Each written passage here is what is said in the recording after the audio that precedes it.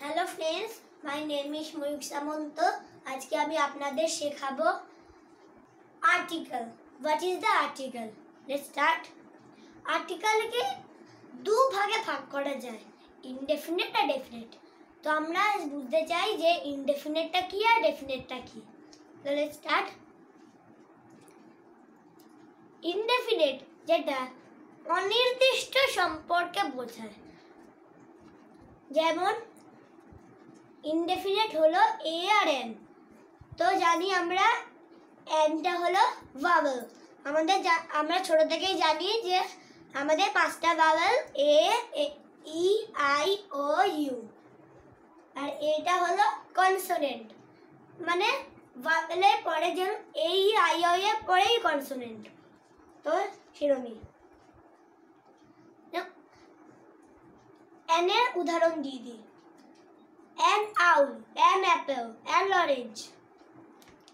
আর এর উদাহরণ a cup, a ball। তেমনি এবার ডেফিনিট। ডেফিনিটটা কি? ডেফিনিট হলো যেটা নির্দিষ্ট সম্পর্কে বোঝায়।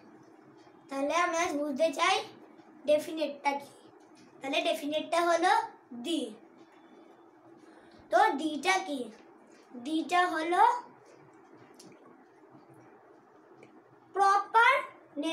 প্রপার সিঙ্গুলার নেমিং ওয়ার্ড, যেমন the Bible, the Yamuna, the Ganga.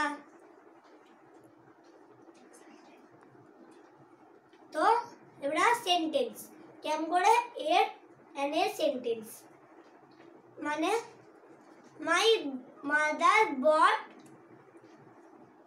an apple। তাহলে এনটা হলো আর্টিকেল। এবার এর উচ্চারণ, যেরকম I am playing a ball.